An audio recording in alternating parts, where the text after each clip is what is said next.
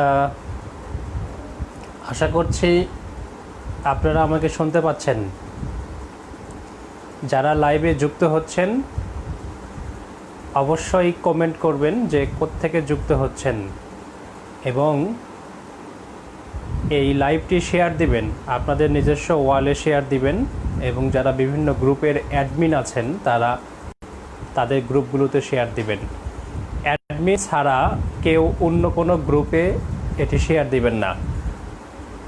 যারা বিভিন্ন গ্রুপের অ্যাডমিন বা নিজের গ্রুপ রয়েছে সেসব গ্রুপে কেবল শেয়ার দিতে পারেন। আর যারা যোগদান করছেন অবশ্যই কমেন্ট করে একটু জানাবেন যে কোথা থেকে যোগদান করছেন।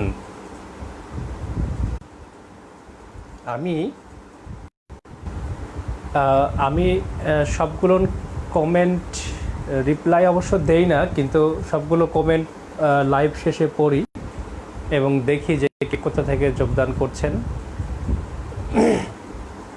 শেয়ার দিতে হবে প্লিজ, এই কাজটা করবেন সবাই, শেয়ার দিবেন। আজকে আমরা আলোচনা করব ভারত এবং চীন এই দুই দেশের মধ্যে সম্পর্ক। এটা নিয়ে আমরা গত পরশুদিন আলাপ শুরু করেছিলাম, কিন্তু কিছু টেকনিক্যাল প্রবলেমের কারণে আমরা কন্টিনিউ করতে পারি নাই। আজকে আশা করছি যে ভারত চীন সম্পর্ক নিয়ে করব এবং সম্ভব হলে খাতা কলম নিয়েই বসব। কিছু তথ্য যদি সম্ভব হয় নোট করা, সেটি নোট করার চেষ্টা করব।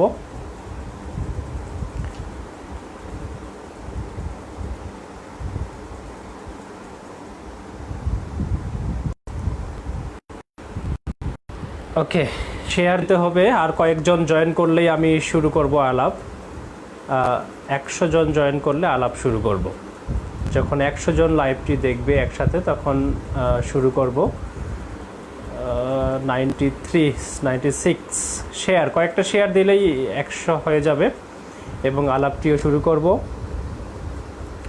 আজকে আমার আইডি থেকেই লাইভে এসেছি। গতদিন লাইভে এসেছিলাম আমার গ্রুপ থেকে, আর তার আগে একটা লাইভ করেছিলাম যেখানে বাজেট নিয়ে আলোচনা করেছিলাম। বাজেট নিয়ে আলোচনাটাও করব, কয়েকদিন পরে আবার বাজেট নিয়ে আলোচনা করব। সেই আলোচনাটা করেছিলাম মূলত আমার একটা ফেসবুক পেজ আছে সাধারণ জ্ঞান পাঠশালা, সেখান থেকে। সাধারণ জ্ঞান পাঠশালা ওইটা আমার নিজস্ব ফেসবুক পেজ, ফ্যাক্ট ফাইন্ডিং ওইটা আমার নিজস্ব গ্রুপ এবং এইটা আমার নিজস্ব ফেসবুক আইডি। এবং এই আইডিটাই মূলত এখন আমি আমার মেন আইডি করেছি। থ্যাংক ইউ ভেরি মাচ, অনেকেই যুক্ত হয়েছেন, সবাইকে আমার আজকের এই লাইভে স্বাগত জানাচ্ছি। আমরা আলোচনা শুরু করব আজকে। সে আলোচনার বিষয়টি হচ্ছে ভারত এবং চীন সম্পর্ক। এটি নিয়ে আমরা মূলত আজকে আলাপ করব। আমরা এটি আলাপের জন্য বোর্ড ব্যবহার করব। আমরা এই আলাপটি করার জন্য, আমাদের ক্লাসটি খুব ভালোভাবে করার জন্য বোর্ড ব্যবহার করব। আমি একটু ক্যামেরা টার্ন করছি বোর্ডের দিকে, আশা করছি বোর্ডটা দেখা যাচ্ছে এবং আমি এই বোর্ডে লিখেই আজকে আলোচনাটা কন্টিনিউ করব। গতদিন যে আলাপটা যেখানে রেখেছিলাম, গতদিন আমি কিছু বিষয় নিয়ে আলাপ করেছিলাম। তো আজকে একটু রিক্যাপ করে নেই যে আমরা গতদিন মতো জেনেছিলাম ভারত এবং চীন এই দুটো রাষ্ট্র সম্পর্কে কমন কিছু তথ্য। সাধারণত রিটেন পরীক্ষার জন্য যখন বড় প্রশ্ন আনসার করতে হয়, সেই প্রশ্নগুলো লেখার ক্ষেত্রে যখন সম্পর্ক লিখতে দেয় দুটো দেশের মধ্যে সম্পর্ক, তখন সেই দেশ দুটো সম্পর্কে কিছু ধারণা দিতে হয়। এটা হচ্ছে একটা বেসিক নিয়ম বড় প্রশ্ন উত্তর করার ক্ষেত্রে। তো সে কারণে আমরা গত ক্লাসে এবং চীন এই দুই কিছু বেসিক তথ্য আলাপ করেছিলাম। আজকে আমরা মূল আলাপটি করব। তো আরেকবার একটু আমরা জেনে নিই যে আমরা আসলে কি আলোচনা করব আজকের ক্লাসে। আমরা আলোচনা করব হচ্ছে যে ভারত এবং চীন এই দু দেশের মধ্যে যে কনফ্লিক্ট, সেই কনফ্লিক্টের কারণগুলো কি সেগুলো আলোচনা করব। আমরা আলোচনা করব ভারত এবং চীনের মধ্যে এ পর্যন্ত যে কনফ্লিক্টসগুলো হয়েছে, বিশেষ করে ৬২ সালের যুদ্ধটি, সেটি আলোচনা করব, কনফ্লিক্টস। আমরা আলোচনা করব এই ভারত এবং চীনের মধ্যে সীমান্ত নিয়ে যে বিরোধ, সেই বিরোধ মীমাংসা করার জন্য কিছু এগ্রিমেন্ট হয়েছে, সেই এগ্রিমেন্টসগুলো আলোচনা করব। এছাড়া আমরা আলোচনা করব যদি এখন একটা যুদ্ধ হয় সেই যুদ্ধের পসিবল রেজাল্টটা কি হবে, কে জিতবে, কে শক্তিশালী অবস্থানে আছে, কেন কোনো দেশ শক্তিশালী অবস্থানে আছে, সেই পসিবল রেজাল্টটা আলোচনা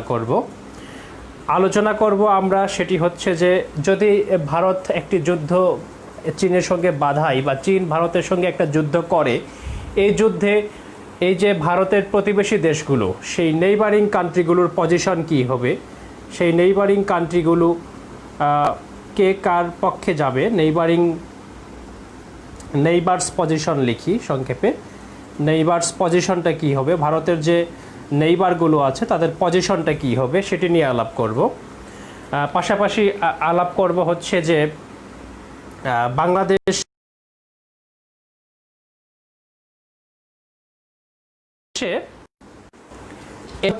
আজকের মোটামুটি আলোচনার বিষয় কজেসগুলো করব। ভারত চীন যে কনফ্লিক্ট, এই কনফ্লিক্টের কজেসগুলো কি, কনফ্লিক্টস যেগুলো হয়েছে সেটা নিয়ে আলোচনা করব। দুই দেশের মধ্যে কিছু এগ্রিমেন্টস হয়েছে সেগুলো আলোচনা করব। যদি একটা যুদ্ধ বাধে তাহলে কোন দেশ এগিয়ে আছে, সম্ভাব্য ফলাফল কি হতে পারে সেটি নিয়ে আলোচনা করব। এবং ভারতের যে নেইবার্স তাদের পজিশন কি, কারা ভারতের পক্ষে থাকবে, কারা কারা চীনের পক্ষে থাকবে, সেই বিষয়টি নিয়ে আলাপ করব। সাথে আলাপ করব হচ্ছে বাংলাদেশ রোল, বাংলাদেশের ভূমিকা কি হবে যদি ভারত এবং চীন যুদ্ধ বাধায়, বা এই পরিস্থিতিতে কি ভূমিকা হবে সেটি নিয়ে আমরা একটু আলোচনা করব। এই হচ্ছে আজকের আলোচনার বিষয়। আশা করছি যে বিষয়গুলো দেখতে পাচ্ছি আমরা, প্রয়োজনে আমরা একটু স্ক্রিনশট দিয়ে রাখতে পারি যে আমরা কি কি বিষয় আজকে আলোচনা করব। আশা করছি এই বিষয়গুলো যদি আপনি ভালো করে পড়ে রাখেন, জেনে রাখেন, তাহলে বড় যদি কোনো প্রশ্ন যে কোনো পরীক্ষাতে লিখতে দেয়, যে অ্যাঙ্গেলে লিখিত তথ্যগুলো ব্যবহার ভারত চীন রিলেশনটা ব্যাখ্যা করতে পারবেন। তো আসুন আমরা একটু শুরু করি, শুরু থেকে শুরু করি। সেটি হচ্ছে যে কজেস দিয়ে আমরা একটু আলোচনা করব যে কেন এই ভারত এবং চীন কনফ্লিক্ট, ভারত চীন কনফ্লিক্ট, যেটাকে আমরা ইংরেজিতে বলতে পারি সিনো ইন্ডিয়ান কনফ্লিক্ট।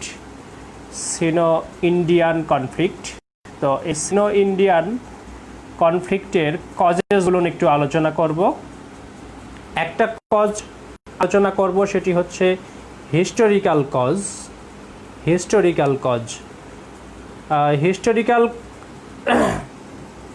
কজ আমি গতদিন আলোচনা শুরু করেছিলাম যে এই দুটো দেশের মধ্যে ঐতিহাসিক শত্রুতা রয়েছে। সেই কি ঐতিহাসিক শত্রুতা হলো, আমরা জানি যে এই যে এখন যে গণচীন রয়েছে, এই রাষ্ট্রটি গঠিত হয়েছে একটি বিপ্লবের মধ্য দিয়ে, সেটি হচ্ছে 1 অক্টোবর 1949 সাল। এটা হচ্ছে চীনের জন্মের, এখন যে চীন, গণচীন, পিপলস রিপাবলিক অফ চায়না, এই চীনের জন্মের তারিখ, এটা জন্মের সাল। তো যখন এই গণচীন জন্মের জন্য লড়াই সংগ্রাম করছে, আন্দোলন করছে, তখন সেই আন্দোলনকে ঠেকানোর জন্য চেষ্টা করে একটা দেশ, সেটি হচ্ছে ইউএসএ। এবং ইউএসএ চীনের সেই আন্দোলনকারী কমিউনিস্ট বাহিনীর বিরুদ্ধে ব্যাপক ধরনের বম্বিং করে, বোমা বর্ষণ করে, বোমা নিক্ষেপ করে। এবং ইউএসএ বোমা নিক্ষেপ করে ইন্ডিয়ার বিভিন্ন ঘাঁটি ব্যবহার করে, ইন্ডিয়ার বিভিন্ন এয়ারপোর্ট ব্যবহার করে। অর্থাৎ ইন্ডিয়া তাদের 5টি এয়ারপোর্ট ব্যবহার করতে দিয়েছিল ইউএসএকে, যাতে ইউএসএ চীনে বোমা ফেলতে পারে এবং চীনের যে সমাজতান্ত্রিক আন্দোলন শুরু হয়েছে, চীনকে একটি সমাজতান্ত্রিক চীন করার জন্য, সেই আন্দোলন থামানো যায়। ফলে এই যে রাষ্ট্রটির যে জন্ম হলো, সেই জন্মের বিপক্ষেই অবস্থান নিয়েছিল ইউএসএ এবং সেই ইউএসএকে সহযোগিতা করেছে ইন্ডিয়া। ফলে বুঝতেই পারছেন যে একটা ঐতিহাসিক শত্রুতা রয়েছে ইন্ডিয়ার সাথে চীনের। অর্থাৎ চীনের জন্মগতই শত্রু হচ্ছে ইন্ডিয়া। শুধু তাই নয়, এই 49-এর পরেই যখন 1950 সালে তিব্বত যে এলাকাটা, ভারতের সীমান্তবর্তী চীনের যে রাজ্য, বিশেষ স্বায়ত্তশাসিত অঞ্চল তিব্বত, এই তিব্বত যখন গণচীন পুনর্দখল করলো, তখন গণচীন যাতে তিব্বতের উপর নিয়ন্ত্রণ প্রতিষ্ঠা করতে না পারে, সে কারণে ভারত কিন্তু এই তিব্বতের গেরিলাদের সহযোগিতা করেছে। ফলে তিব্বত যখন পুনর্দখল করলো গণচীন, সেই সময় গণচীনকে পাঠিয়েছে ইন্ডিয়া। এসব কারণে চীনের সঙ্গে ইন্ডিয়ার একটা শত্রুতা ডেভেলপ করেছে, যেটাকে আমি বলছি যে একটা হিস্টোরিক্যাল ইনিমিটি ডেভেলপ করেছে দুটো দেশের মধ্যে। ফলে এই যে Sino Indian conflict, Chinese Indian conflict, এই কনফ্লিক্টের একটা বড় কারণ হিসেবে আমি নিয়ে এসেছি হিস্টোরিক্যাল কজ। এবারে যে কজটি আলোচনা করব সেটি হচ্ছে, গতদিন এই আলোচনাটা শুরু করেছিলাম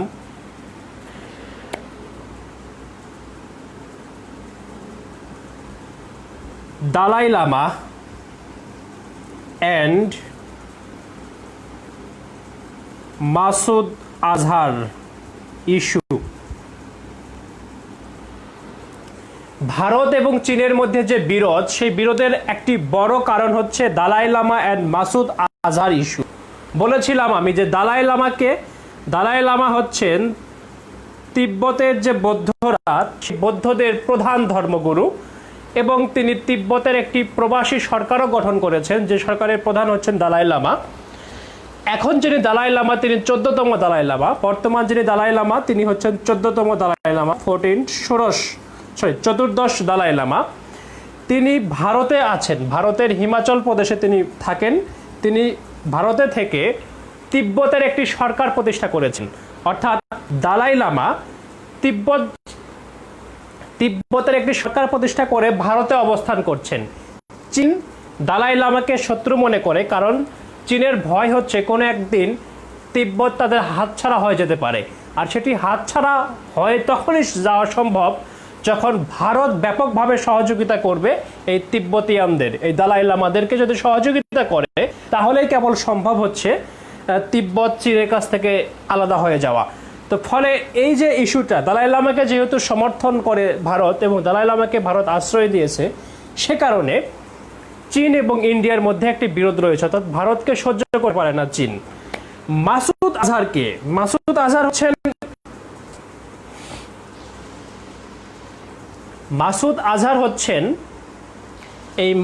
আজহার হচ্ছেন পাকিস্তানের একটি জঙ্গি সংগঠন আছে জয়শ ই মোহাম্মদ। সেই জয়শ ই মোহাম্মদের প্রতিষ্ঠাতা হচ্ছেন মাসুদ আজহার। এই মাসুদ আজহার, জয়শ ই মোহাম্মদ, তারা কাশ্মীরে ব্যাপক অপারেশন চালায়, কাশ্মীরে ব্যাপক সহিংসতা ঘটায় হচ্ছে জয়শ ই মোহাম্মদ অর্থাৎ মাসুদ আজহারের সেই জঙ্গি সংগঠনটি।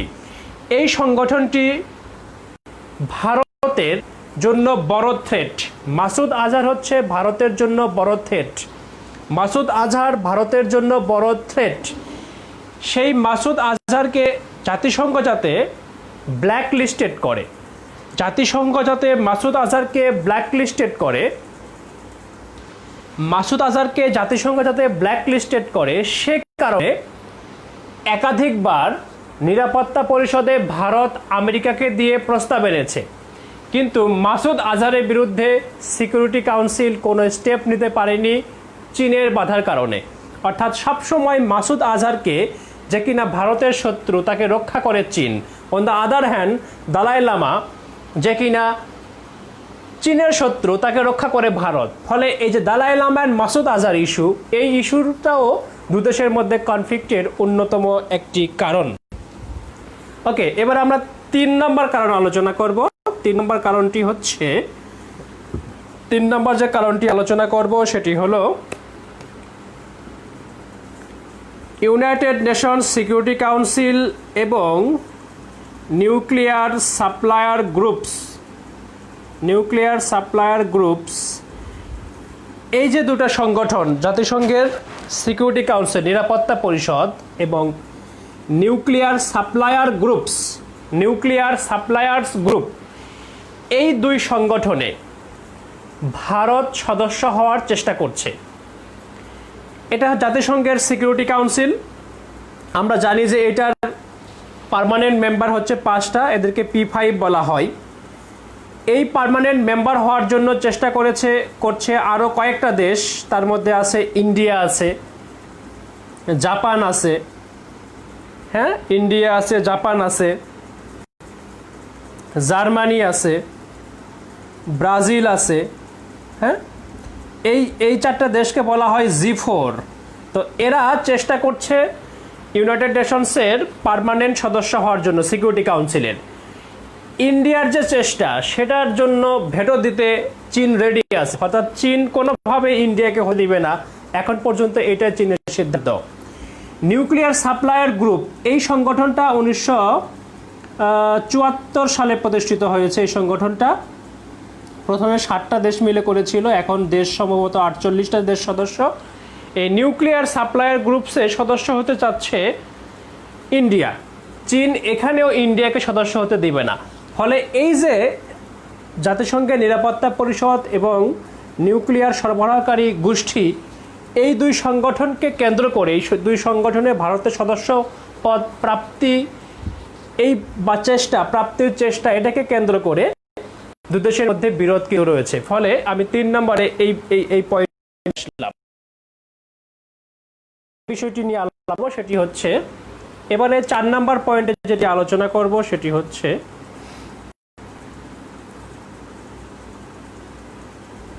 New cold war. ওয়ার্ল্ড মিডিয়াগুলোতে আমরা এখন খুব করে এই শব্দটি ব্যবহার দেখব, সেটি হচ্ছে নিউ কোল্ড ওয়ার চলছে, এবং এই নিউ কোল্ড ওয়ারের পক্ষটি হচ্ছে ইউএসএ এবং চায়না। এটা হচ্ছে নিউ কোল্ড ওয়ারের দুই পক্ষ, ইউএসএ এবং চায়না। আমরা এদের মধ্যে ট্রেড ওয়ারের আলোচনা, ট্রেড ওয়ারের ঘটনাটি আমরা দেখলাম গত বছর এবং তার আগের বছর। এই যে দুটো দেশ কোল্ড ওয়ারে লিপ্ত হয়েছে, এখন এই ইউএসএ পক্ষে আছে হচ্ছে অস্ট্রেলিয়া, ইউএসএর পক্ষে আছে জাপান, ইউএসএর পক্ষে আছে ইন্ডিয়া, এবং কিছুদিন আগেই আমেরিকা দক্ষিণ চীন সাগর সবচেয়ে গুরুত্বপূর্ণ চীনের পার্সপেক্টিভ থেকে, সেই দক্ষিণ চীন সাগরে ইউএসএ সামরিক মহড়ার আয়োজন করেছিল।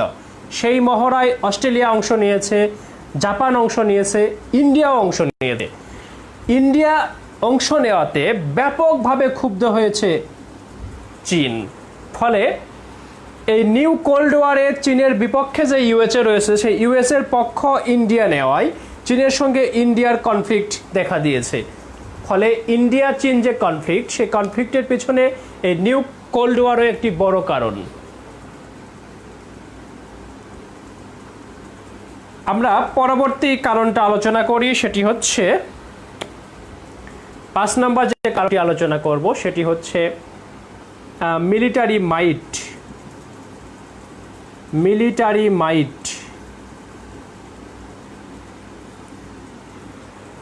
সামরিক কারণটা কি? পৃথিবীর কোন দেশের সামরিক অবস্থান, সামরিক শক্তি কেমন, তার উপর ভিত্তি করে পৃথিবীতে একটা র্যাঙ্কিং প্রকাশ করা হয়, অনেকগুলো র্যাঙ্কিং প্রকাশ করা হয়। তার মধ্যে সবচেয়ে গ্রহণযোগ্য র্যাঙ্কিংটি হচ্ছে গ্লোবাল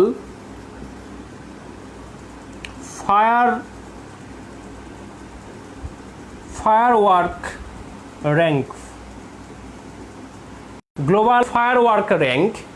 এটা হচ্ছে সামরিক শক্তির র্যাঙ্ক। সেই র্যাঙ্কে ইন্ডিয়ার অবস্থানটা হচ্ছে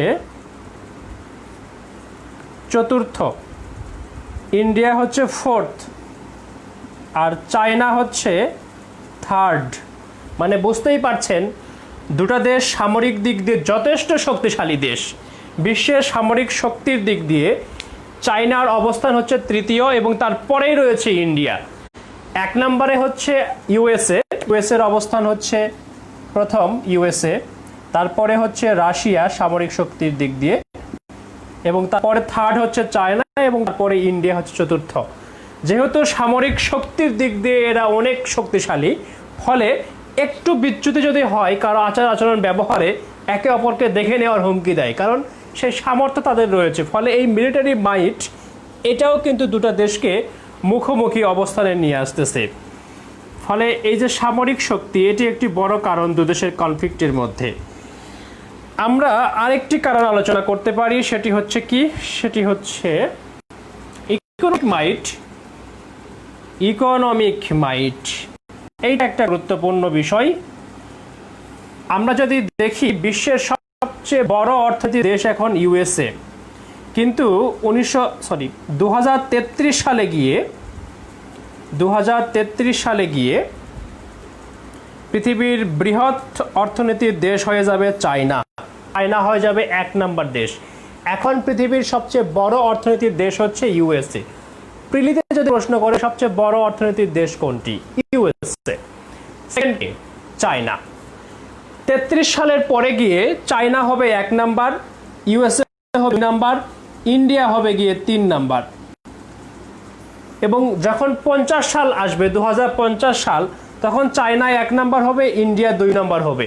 এটা হচ্ছে অ্যাকর্ডিং টু দা, এটা হচ্ছে কি হিসেবে,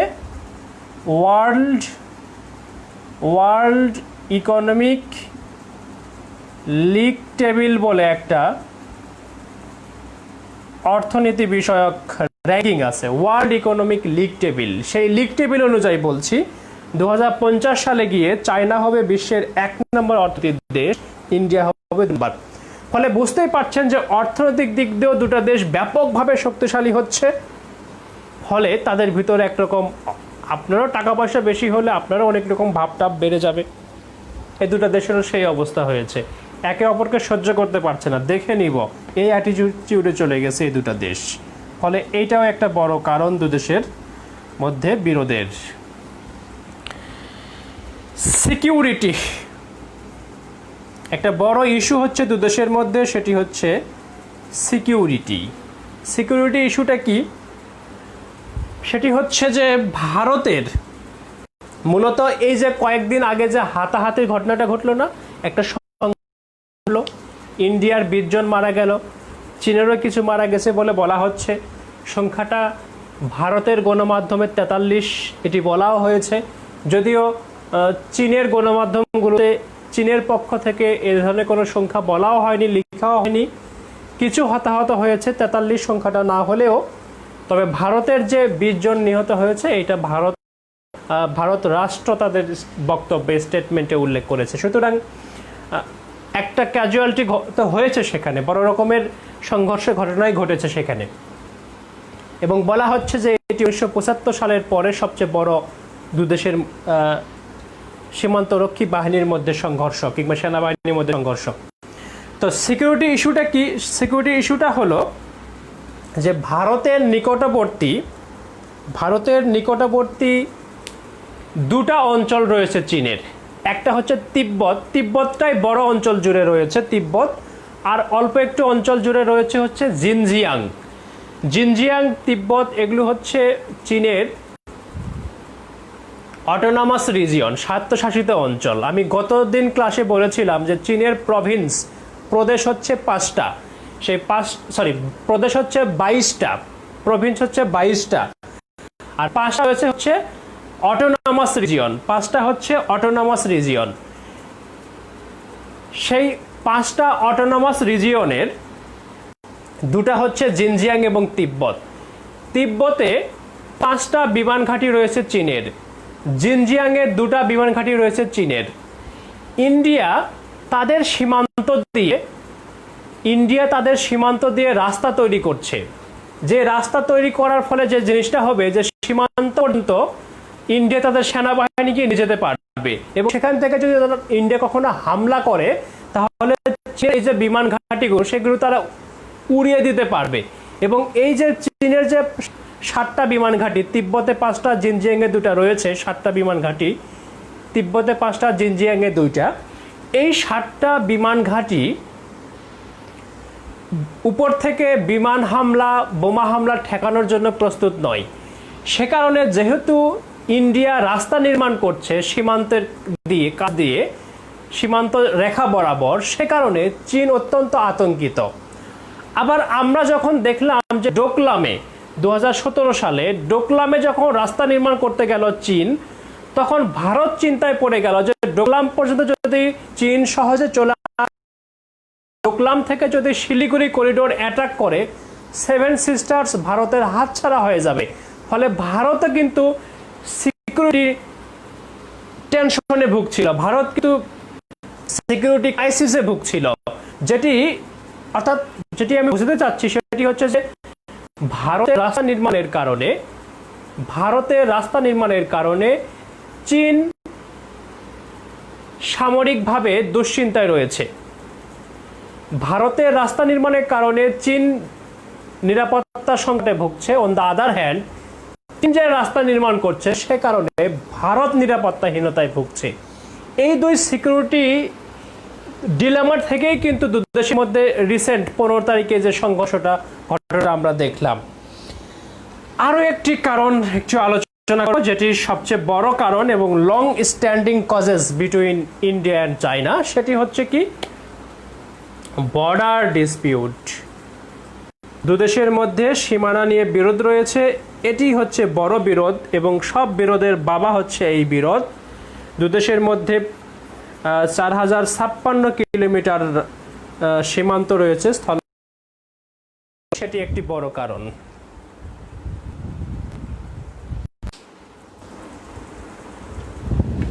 ওকে, যারা এখন যোগদান করেছেন আমি একটু দেখে নেই কারা কারা যোগদান করেছেন।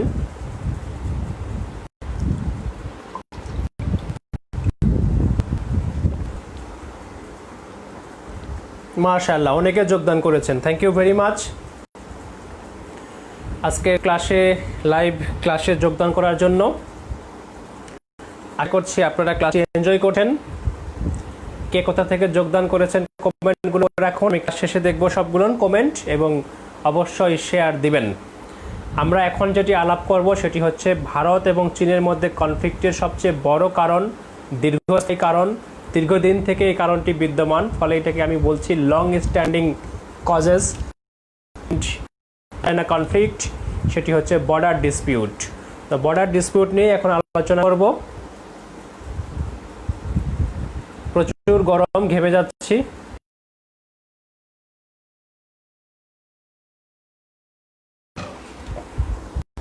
দেখি একটা চিত্র আঁকতে পারি কিনা। একটু চিত্র আঁকার চেষ্টা করি।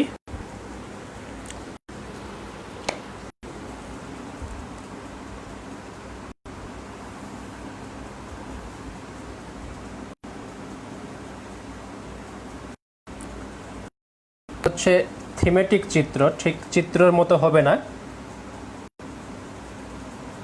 এগুলোকে থিমেটিক চিত্র বলা হয়।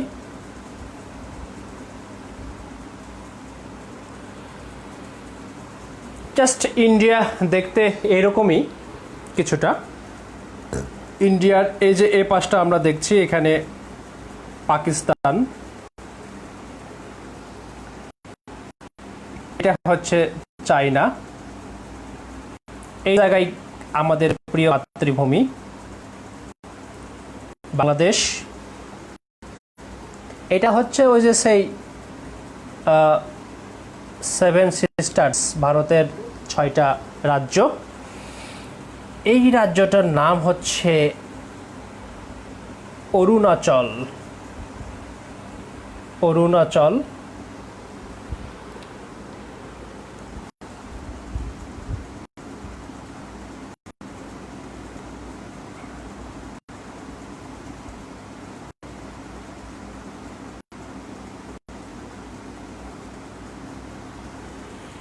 এই যে আমরা দেখছি, এটা হচ্ছে নেপাল, এটা হচ্ছে ভুটান, আর এইটা চীনের পুরোটাই তিব্বত জিয়াং। এই যে জায়গাটা আমরা দেখছি, এই জায়গাটা হচ্ছে আকসই চীন, যেটা নিয়ে বিরোধ। হ্যাঁ, আকসই চীন, যেটা নিয়ে বিরোধ।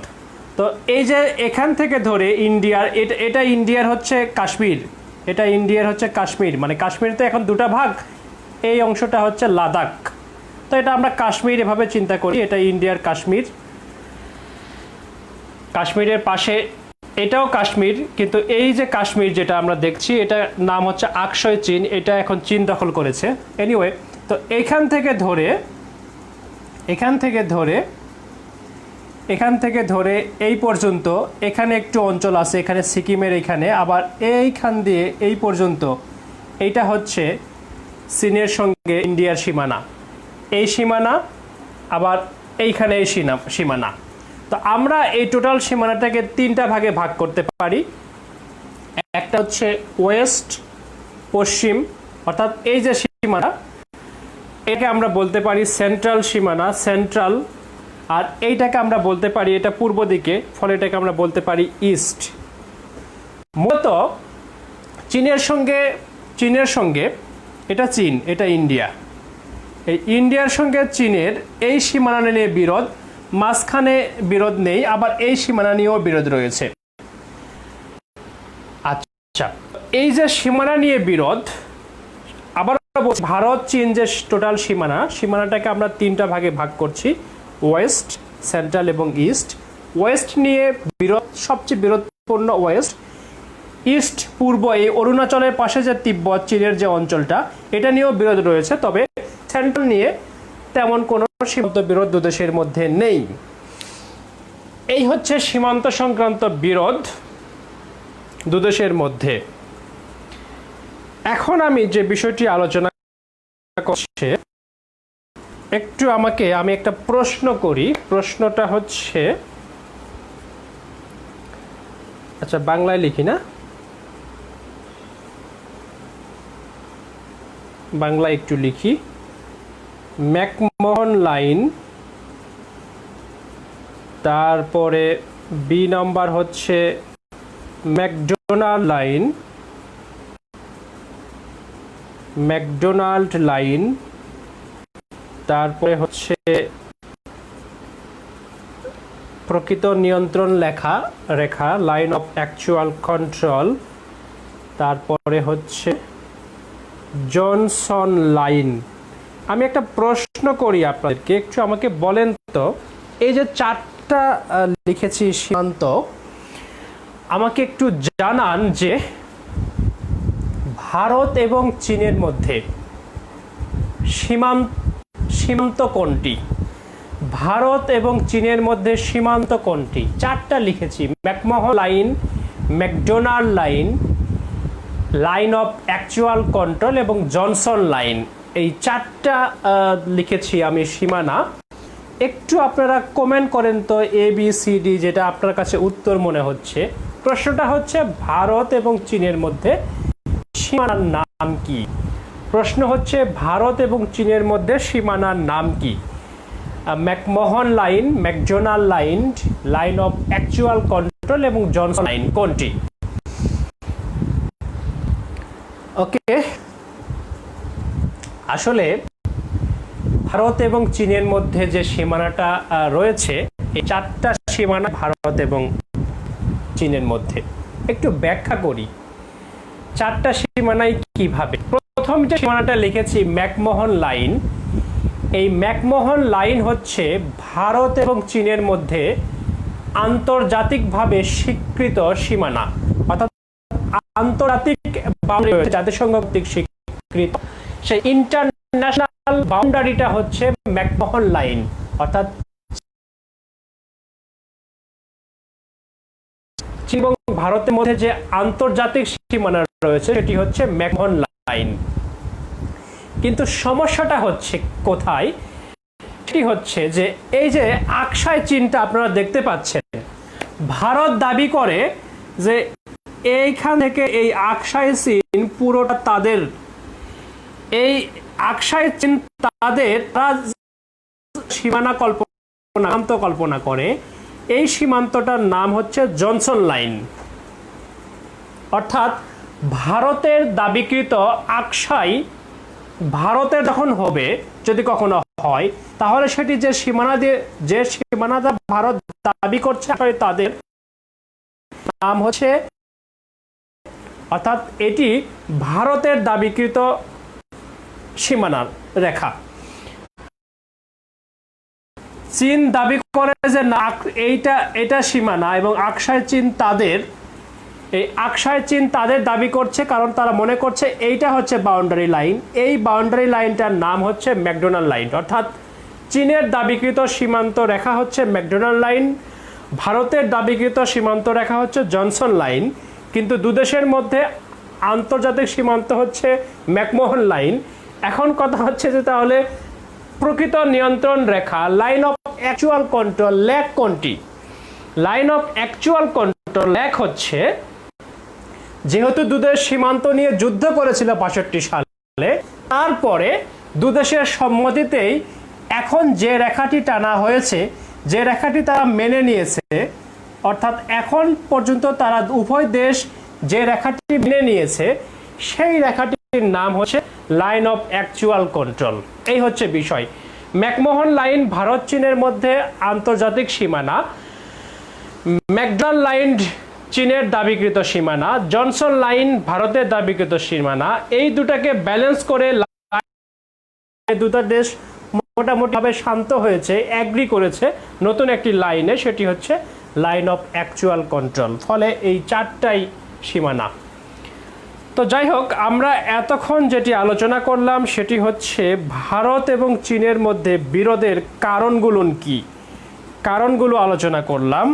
এখন আমরা আলোচনা করব কনফ্লিক্ট। এখন কনফ্লিক্টস নিয়ে আলোচনা করব।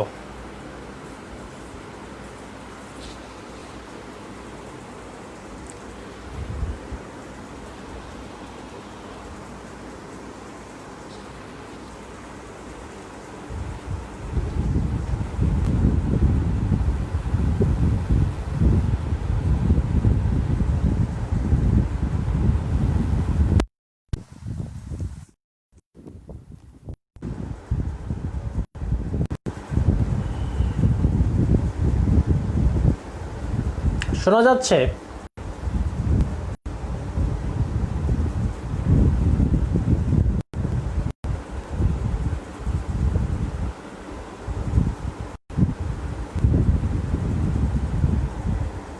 আমি তো শুনতে পাই না।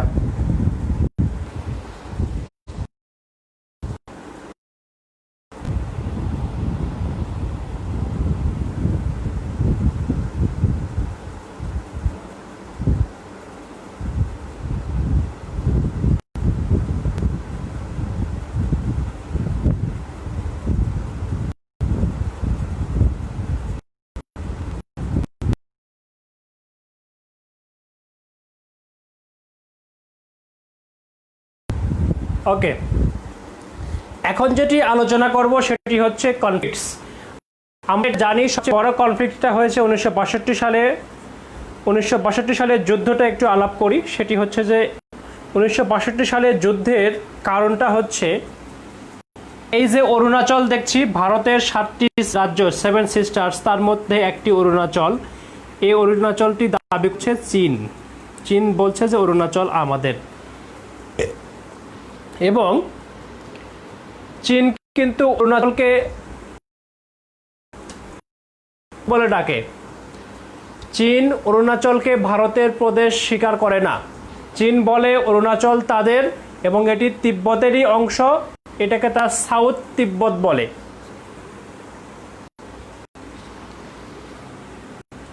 ফলে এই যে অরুণাচল এইটা দাবি করলো, এবং এই যে আকসয় চীন এইটা দাবি করলো, এই অঞ্চলটা দাবি করলো। এই দাবি নিয়েই যুদ্ধ শুরু হলো 1965 সালের 20 অক্টোবর। 1965 সালের 20 অক্টোবর যুদ্ধটা শুরু হলো এবং যুদ্ধ শেষ হলো 19 নভেম্বর। 19 নভেম্বরে গিয়ে যুদ্ধটা শেষ হলো। এই যুদ্ধে চীন নিরঙ্কুশভাবে বিজয় লাভ করলো। চীন বিজয় লাভ করলো এবং এই যে আকসয় চীন পুরোপুরি দখল করে নিল। অরুণাচল পুরোপুরি দখল করে নিয়েছিল। অরুণাচলও দখল করে দখল করে নিয়েছিল, কিন্তু চীন ভারতের সঙ্গে একটি সমঝোতা করে এবং ইন্টারন্যাশনাল যে লাইন, ম্যাকমোহন লাইন, তার প্রতি তারা রেসপেক্ট দেখিয়ে এই অরুণাচলকে ছেড়ে দেয়। অরুণাচলকে কিন্তু তারা ছেড়ে দিয়েছে, দখল ছেড়ে দিয়ে তারা এখান থেকে চলে যায়। তবে আকসয় চীন তারা আর হাতছাড়া করে নাই। আকসয় চীন এখন হচ্ছে কি এই 62 সালের পর থেকে চীনের দখলে। তো এই হচ্ছে 62 সালের যুদ্ধটা। তাহলে যদি আমরা বলি 62 সালের যুদ্ধের কারণ কি, কারণ হচ্ছে চীন চেয়েছিল আকসয় চীন এবং অরুণাচলের উপর নিয়ন্ত্রণ প্রতিষ্ঠা করতে, সার্বভৌমত্ব প্রতিষ্ঠা করতে, এবং তারা প্রতিষ্ঠা করেছিল।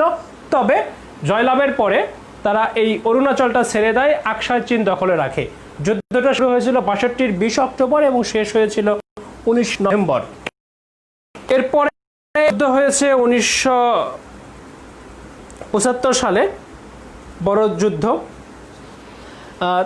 এর চাইতে ছোট যুদ্ধ, তারপরে আর কোনো সে অর্থে দুদেশের মধ্যে যুদ্ধ বাঁধেনি। কিন্তু যে ঘটনাটি ঘটলো সেটি হচ্ছে যে 15 জুন আমরা যেটা দেখলাম 2020 সালের 15 জুন, সেটি হচ্ছে যে তাদের মধ্যে আবারও সংঘর্ষ হয়েছে, যে সংঘর্ষে মারা গিয়েছে ভারতের 20 জন বলা হচ্ছে।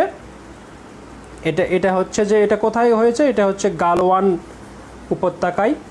এই যে এখানে গালওয়ান আছে, এই গালওয়ানে যুদ্ধ হয়েছে। এই যুদ্ধে আমরা যেটা শুনছি যে ভারতের 20 জন মারা গেছে এবং কি চীনের মারা গেছে হচ্ছে 43 জন, যদিও চীনের পক্ষ থেকে সেটি স্বীকার করা হয়নি। চীনের পক্ষ থেকে কয়জন মারা গেছে সেটি বলাও হয়নি। তো এই হচ্ছে কনফ্লিক্ট দুটো দেশের মধ্যে। আমরা এবার যে জিনিসটা আলোচনা করব সেটি হচ্ছে একটু দ্রুত আলাপ করে নেই, সেটি হলো ইন্টারেস্টিং আলাপটা আমি বাকি রেখেছি, সেটি হলো প্রতিবেশীগুলোর কার কি ভূমিকা হবে সেটি ক্লাসের শেষ দিকে আলোচনা করব। এখন যেটি আলাপ করব সেটি হচ্ছে এগ্রিমেন্টস দুদেশের মধ্যে। আমি জাস্ট এগুলোর নামগুলো দিয়ে দিচ্ছি, টুকে রাখতে হবে। সিমলা এগ্রিমেন্ট নামে একটি এগ্রিমেন্ট হয়েছে দুদেশের মধ্যে, সিমলা এগ্রিমেন্ট। সিমলা এগ্রিমেন্টের সালটা হচ্ছে 1914 সাল, অর্থাৎ দুদেশের মধ্যে সীমান্ত নিয়ে প্রথম যে চুক্তিটা হয়েছে সেটি হচ্ছে 1914 সালে। চুক্তিটার নাম হচ্ছে সিমলা এগ্রিমেন্ট। এই চুক্তিটা হয়েছে ব্রিটিশ ভারত, তখন সেই ব্রিটিশ ভারতের প্রতিনিধির মধ্যে এবং তিব্বতের প্রতিনিধির মধ্যে। তখন কিন্তু চীনের সঙ্গে চুক্তি হয়নি, তিব্বতের সঙ্গে চুক্তি হয়েছে ভারতের। সিমলা এগ্রিমেন্ট সেটি হচ্ছে এই সীমানাটায় তারা একে অপরের বিরুদ্ধে যুদ্ধ সংগ্রাম করবে না, সে ব্যাপারে তারা সম্মত হয়েছিল সিমলা এগ্রিমেন্টে। আরেকটি চুক্তি তারা করেছে, সেটি খুবই গুরুত্বপূর্ণ চুক্তি, সেটি হচ্ছে পঞ্চশীল এগ্রিমেন্ট। পঞ্চশীল এগ্রিমেন্ট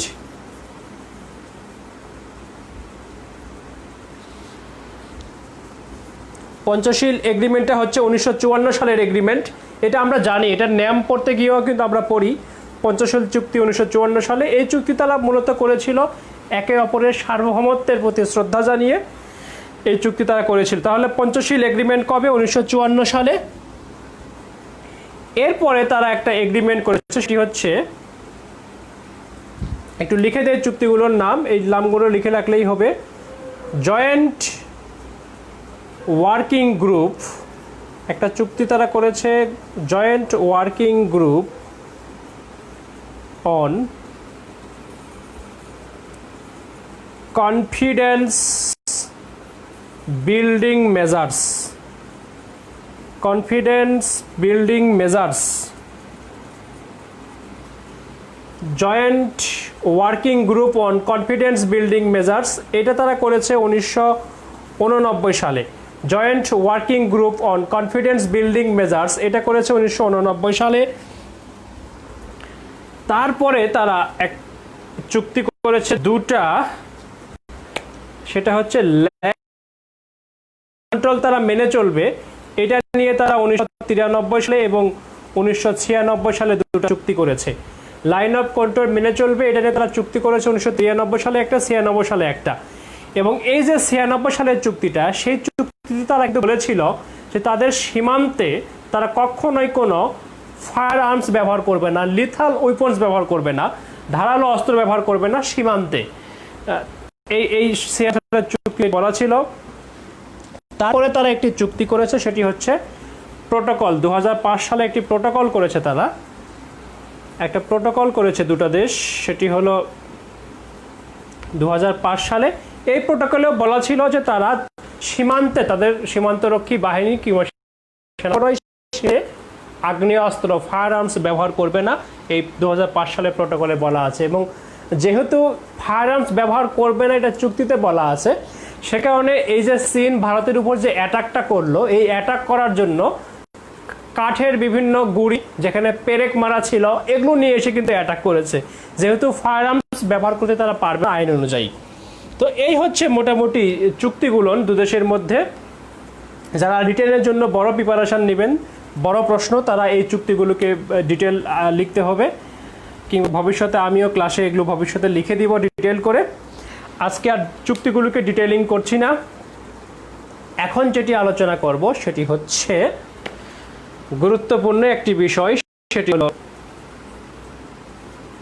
ভারত এবং চীন যদি যুদ্ধ শুরু করে তাহলে নেইবারদের পজিশন কি হবে।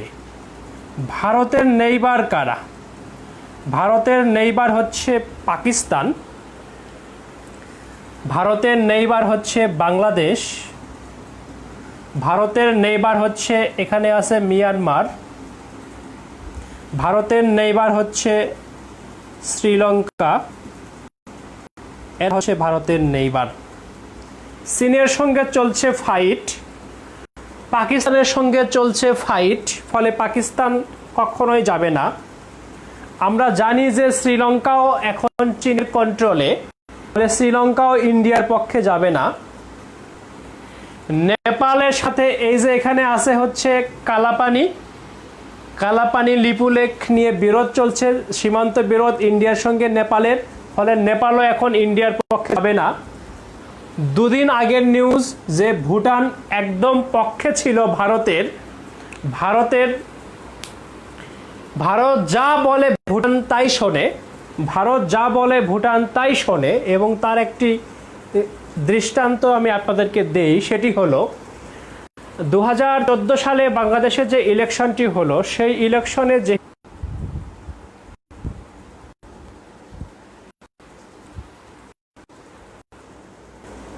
2014 সালে বাংলাদেশের ইলেকশনে 150-এর বেশি আসন বিনা প্রতিদ্বন্দ্বিতায় এমপি নির্বাচন হয়ে গিয়েছিল।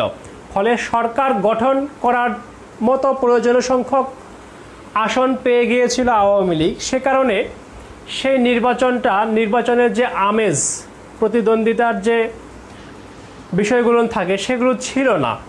এ কারণে বিশ্বের বিভিন্ন আন্তর্জাতিক নির্বাচন পর্যবেক্ষক সংগঠনগুলো এবং দেশগুলো বলল যে আমরা বাংলাদেশের নির্বাচনে কোনো ইন্টারন্যাশনাল পর্যবেক্ষক পাঠাবো না। সেই সময় দুজন পর্যবেক্ষক পাঠিয়েছিল ভারত বাংলাদেশে এবং দুজন পাঠিয়েছিল ভুটান। ভারত ঘোষণা দিল যে না, আমরা বাংলাদেশের নির্বাচন তবুও পর্যবেক্ষণ করব, আমাদের দুজন প্রতিনিধি যাবে। ভুটান বলল যে আমাদের দুজন প্রতিনিধি যাবে। আমি জাস্ট বুঝাচ্ছি যে ভারতের প্রতি কতটা সদয় কিংবা ভারত কতটা ফলো করে ভুটান। অথচ সেই ভুটান দুদিন আগের খবর, ভুটান থেকে পানি আসে এখানে আসামের, এটা আসাম, হ্যাঁ, এই আসামের এখানে একটা জেলা আছে ভুটানের ঠিক নিচে, ওই জেলায় ইরিগেশন ফসল উৎপাদনের জন্য সেচ কাজে যে পানি ব্যবহার করা হয় সেই পানিটা আসে হচ্ছে ভুটান দিয়ে। ভুটান সেই পানি আসা দিচ্ছে। দুদিন আগের খবর, গত এই যে কয়েকদিন আগের, হ্যাঁ দুদিন আগের খবর, ভুটান পানি আসা বন্ধ করে দিয়েছে। ভারতে আসামের এখানে পানি আসতে তারা আর দিবে না, এটা বন্ধ করে দিয়েছে। তার মানেটা কি? মানে দাঁড়াচ্ছে এটা যে ভুটানও ঠিক ভারতের পক্ষে নাই। এখানে আছে মিয়ানমার, মিয়ানমার কখনো ভারতের পক্ষে কখনো চীনের পক্ষে। মিয়ানমার আসলে কোনো পক্ষে যেতে পারবে না। মিয়ানমার সরাসরি ইন্ডিয়ার পক্ষে তো আসতে পারবেই না, চীনের পক্ষেও খুব যেতে পারবে না। কারণ মিয়ানমার যখন গণতান্ত্রিক মিয়ানমার হলো তখন মিয়ানমারে চীন এবং ভারত ব্যাপক বিনিয়োগ করেছে। ফলে চীন এবং ভারত দুটো দেশের উপরই মিয়ানমার নির্ভরশীল। ফলে মিয়ানমার হয়তো এখানে নিউট্রাল রোল প্লে করতে পারে।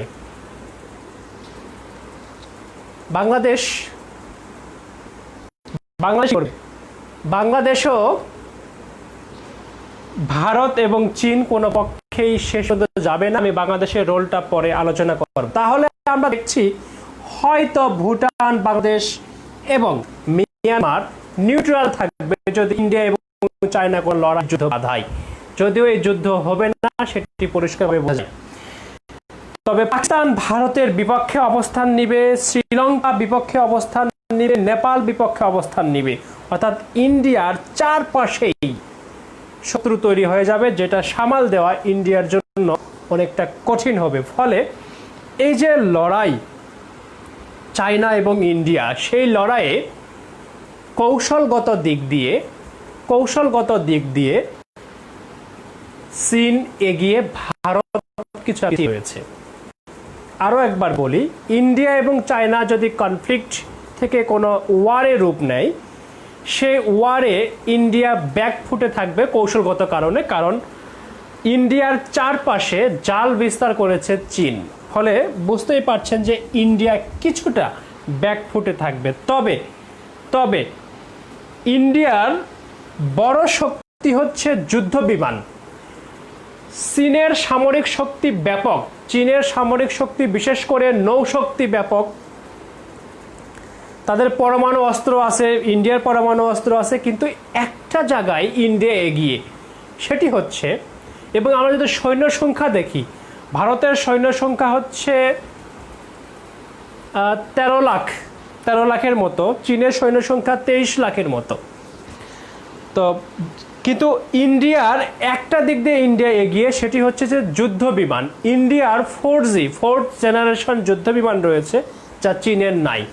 এবং চীনের যে যুদ্ধ বিমানগুলো আছে, সেই যুদ্ধ বিমানগুলোর অধিকাংশ তারা মোতায়েন রেখেছে রাশিয়ার সঙ্গে চীনের যে সীমান্ত, এখানে সেখানে। অন দ্য আদার হ্যান্ড, ইন্ডিয়ার যতগুলান যুদ্ধ বিমান আছে, ইন্ডিয়ার সবগুলান যুদ্ধ বিমান এই সীমান্ত এলাকায় মোতায়েন করা, অর্থাৎ চীনের দিকে মোতায়েন করা।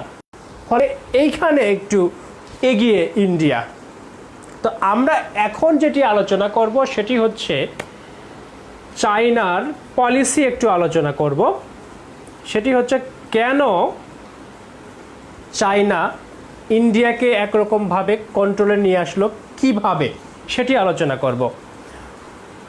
কয়েক বছর আগে চায়নার একটা মুভি ব্যাপক জনপ্রিয় হয়। মুভিটার নাম হচ্ছে ওলফ ওয়ারিয়র, সরি বানানটা ভুল লিখছি, ওলফ ওয়ারিয়র। এটি হচ্ছে একটি মুভি, চায়নার মুভি, যে মুভিতে দেখানো হয় চাইনিজ একজন কিভাবে গিয়ে আফ্রিকাতে ব্যাপক কাজ করছে, চায়নার বিভিন্ন স্বার্থে বিভিন্ন মানুষজনকে উদ্ধার করছে। এই মুভির নাম অনুসারেই চায়নার যে এখন অ্যাগ্রেসিভ একটি ডিপ্লোমেসি, সেকে উলফ ওয়ারিয়র ডিপ্লোমেসি বলা হচ্ছে। তাহলে কোন দেশের ডিপ্লোমেসিকে কূটনীতিকে উলফ ওয়ারিয়র ডিপ্লোমেসি বলা হচ্ছে? উত্তর হচ্ছে চায়নার ডিপ্লোমেসি। উলফ ওয়ারিয়র ডিপ্লোমেসি কোন দেশের? চায়নার ডিপ্লোমেসি। এই উলফ ওয়ারিয়র হচ্ছে খুবই অ্যাগ্রেসিভ ডিপ্লোমেসি। চীন তাদের স্বার্থে যখন যেদের সঙ্গে যে টাইপের রিলেশন করা প্রয়োজন সেই রকম রিলেশন করছে। যদি দেখে যে বাংলাদেশকে যদি অর্থনৈতিকভাবে সহযোগিতা প্রদান করে, ঋণ প্রদান করে, তাহলে তারা বাংলাদেশকে কন্ট্রোলে নিতে পারবে। তারা বাংলাদেশকে ব্যাপকভাবে অর্থ সহযোগিতা করছে, যেটাকে বলা হয় চেকবুক ডিপ্লোমেসি, যেটাকে বলা হয় চেকবুক ডিপ্লোমেসি। তো এই চেকবুক ডিপ্লোমেসি হচ্ছে চায়না চেকবুক ডিপ্লোমেসি চালাচ্ছে, অর্থনৈতিক সুবিধা দেওয়ার চেষ্টা করছে বিভিন্ন দেশকে। উদ্দেশ্য হচ্ছে ওই দেশগুলোকে নিজেদের পক্ষে নিয়ে আসা। এই যে চায়নার চেকবুক ডিপ্লোমেসি, এইটাকে পশ্চিমা মিডিয়া অবশ্য ডেট ট্র্যাপ ডিপ্লোমেসি বলে আখ্যায়িত করছে। এটাকে পশ্চিমা মিডিয়া কি বলছে? Debt trap diplomacy. Debt trap diplomacy মানে কি? ঋণের ফাঁদ কূটনীতি। অর্থাৎ চায়না একরকম ঋণের ফাঁদ তৈরি করছে, যেটাকে চায়না বলছে আমরা অর্থনৈতিক সহযোগিতা করছি, it is our chequebook diplomacy. But western media বলছে যে এইটা চায়নার ঋণের ফাঁদ কূটনীতি, ডেট ট্র্যাপ কূটনীতি। এবং এই যে শ্রীলঙ্কার যে হাম্বানটোটা বন্দরটা লিজ নিল 99 ইয়ার্সের জন্য চীন, এটি কিন্তু তাদের এই চেকবুক ডিপ্লোমেসির মাধ্যমে ব্যাপক ঋণ প্রদান করেছিল শ্রীলঙ্কাকে। শ্রীলঙ্কা ঋণ শোধ করতে পারলো না, এবার শ্রীলঙ্কা এই যে বন্দর, এটা আমাদের কাছে লিজ দাও। এ কারণেই পশ্চিমা মিডিয়া বলছে যে চায়নার এই কূটনীতিটা হচ্ছে ডেথ ট্র্যাপ কূটনীতি। ফাঁদ বলে একটা কথা ব্যাপকভাবে এখন এই বিশ্বে প্রচলিত আছে, চায়না ফাঁদ, ঋণের ফাঁদে ফেলছে চায়না, ফলে এটাকে ডেথ ট্র্যাপ ডিপ্লোমেসি বলা হচ্ছে। যদিও চীনের দিক থেকে বলা হচ্ছে যে না, এটা হচ্ছে একটা ট্র্যাডিশনাল চেকবুক ডিপ্লোমেসি। চীন আর একটা ডিপ্লোমেসি করছে, সেটি কি? সেটি হচ্ছে চীনের আরেকটা ডিপ্লোমেসির কথা বলতে পারি, সেটি হচ্ছে কি? সেটি হলো সিস্টার সিটি ডিপ্লোমেসি। এটা নিশ্চয়ই আমরা কয়েকদিন ধরে আলোচনা দেখছি, সেটি হচ্ছে সিস্টার সিটি ডিপ্লোমেসি। চীন কাজটা করছে সেটি হচ্ছে যে চীনের বিভিন্ন গুরুত্বপূর্ণ শহরের সঙ্গে বিশ্বের অন্যান্য দেশের গুরুত্বপূর্ণ শহরগুলোকে ট্যাগ করে দিচ্ছে, শহরের একটা সম্পর্ক স্থাপন করছে। উদ্দেশ্য একটাই, ওই শহরকে তথা ওই দেশকে নিজেদের পক্ষে নিয়ে আসা। এই সিস্টার ডিপ্লোমেসির মাধ্যমে চায়না শক্তি অর্জন করছে, বিভিন্ন দেশকে তাদের পক্ষে নিয়ে আসতেছে। চীনের একটা বড় দুর্বলতা ছিল, সেটা কি বলে দেই। সেটি হলো যে চীনের একটা বড় দুর্বলতা হলো এই যে ভারতের দক্ষিণে যে মহাসাগরটি আছে, এখানে যে মহাসাগরটি আছে, এই মহাসাগরটির নাম হচ্ছে ইন্ডিয়ান ওশান, ভারত মহাসাগর। এই মহাসাগর থেকে এদিক দিয়ে এইদিকে প্রশান্ত মহাসাগরের দিকে যাওয়া যায় মালাক্কা প্রণালী দিয়ে। হ্যাঁ, তো এই যে ভারত মহাসাগর এবং তার এই দিকে আছে হচ্ছে প্রশান্ত মহাসাগর, এই দুই মহাসাগরে চীনের কন্ট্রোল কম ছিল। বিশেষ করে ভারত মহাসাগরে চীনের তেমন কোনো কন্ট্রোলই ছিল না, এবং ভারত মহাসাগর বাণিজ্যের ক্ষেত্রে খুবই গুরুত্বপূর্ণ একটি মহাসাগর, বাণিজ্যিক দিক খুব গুরুত্বপূর্ণ মহাসাগর ভারতের দক্ষিণে। ফলে ভারতের এই দিকে যেহেতু এই মহাসাগরটি রয়েছে, ফলে ভারতের একটা আধিপত্য এই মহাসাগরে রয়েছে। ভারতের এই আধিপত্য ভারত মহাসাগরে, এটাকে ঠেকানোর জন্য চীন একটি পলিসি নিয়েছে। সেটি পলিসিটা কি? পলিসিটা হচ্ছে স্ট্রিং অফ পার্লস। পার্লস মানে কি? মুক্তা। স্ট্রিং মানে কি? মুক্তা গেঁথে দেওয়া, মানে মুক্তার মালা পলিসি। স্ট্রিং অফ পার্লস, মুক্তার মালা নীতি। মুক্তার মালা নীতি কার? ইন্ডিয়াকে ঠেকানোর জন্য চীনের একটি নীতি। এটা কি? তারা মুক্তা দিয়ে মালা গেঁথে দিবে। এখন মুক্তাগুলা কি? মুক্তাগুলো হচ্ছে বাংলাদেশ, মুক্তাগুলো হচ্ছে মিয়ানমার, মুক্তাগুলো হচ্ছে শ্রীলঙ্কা, মুক্তাগুলো হচ্ছে পাকিস্তান। এবং বাংলাদেশের সঙ্গে তারা বন্দর নিয়ে এনগেজমেন্টে যাচ্ছে। বাংলাদেশকে তারা সাবমেরিন দিয়েছে, এই সাবমেরিন ব্যবস্থাপনার কাজ এখনও চীন করে। ফলে এই মিয়ানমার, বাংলাদেশ, এদিকে এই বন্দরটা তারা নিয়েছে। পাকিস্তানের এখানে একটা বন্দর আছে, এই বন্দরটার সাথেও তারা একটা এনগেজমেন্টে গেছে। অর্থাৎ এটা একটা মুক্তা, এটা একটা মুক্তা, এটা একটা মুক্তা, এটা একটা মুক্তা, একটা মালা তৈরি করে তারা ফেলেছে। ভারত মহাসাগরে ইন্ডিয়াকে ঠেকানোর জন্য চায়না এই দেশগুলোকে এভাবে পক্ষে নিয়ে এসেছে, যেটাকে বলা হচ্ছে চায়নার string of pearls policy. String of pearls policy. নতুন নতুন অনেকগুলো নাম শিখছি না আজকে আমরা।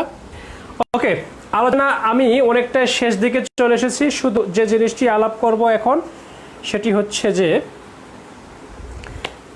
একটা তথ্য আমি বলতে আগে ভুলে গেছি, সেটা একটু বলে নেই। সেটি হলো যে ইন্ডিয়া এই জায়গায় একটা এয়ার স্ট্রিপ আছে, এয়ার স্ট্রিপ। এয়ার স্ট্রিপটার নাম হচ্ছে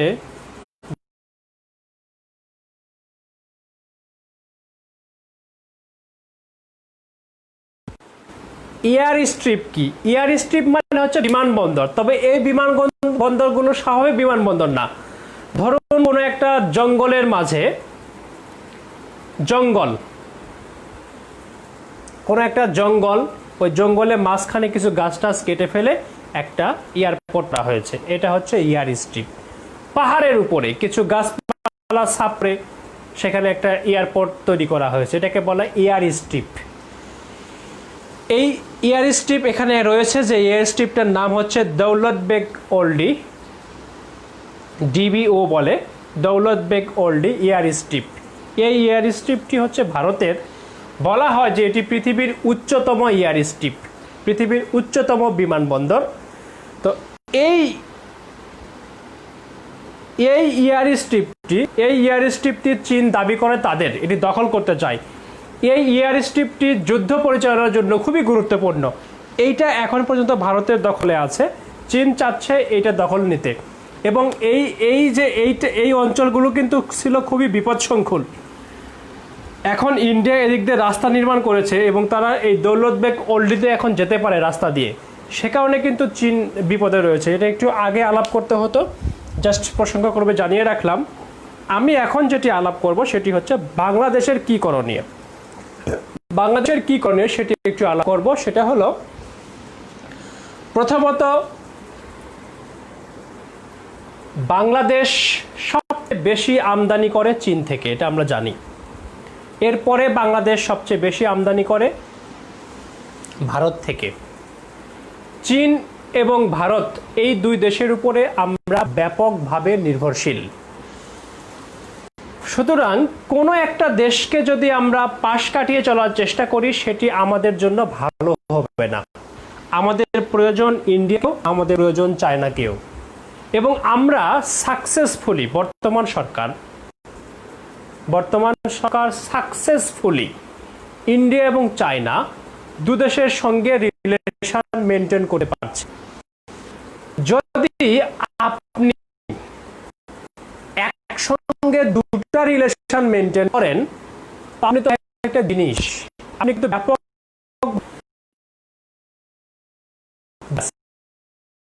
আপনি নিতে পারেন এবং সফল হন, আপনি তো কি বলবো যে মাস্টার অফ রিলেশন। মানে যে চাবি দিয়ে একাধিক তালা খোলে সেটাকে বলে মাস্টার কি।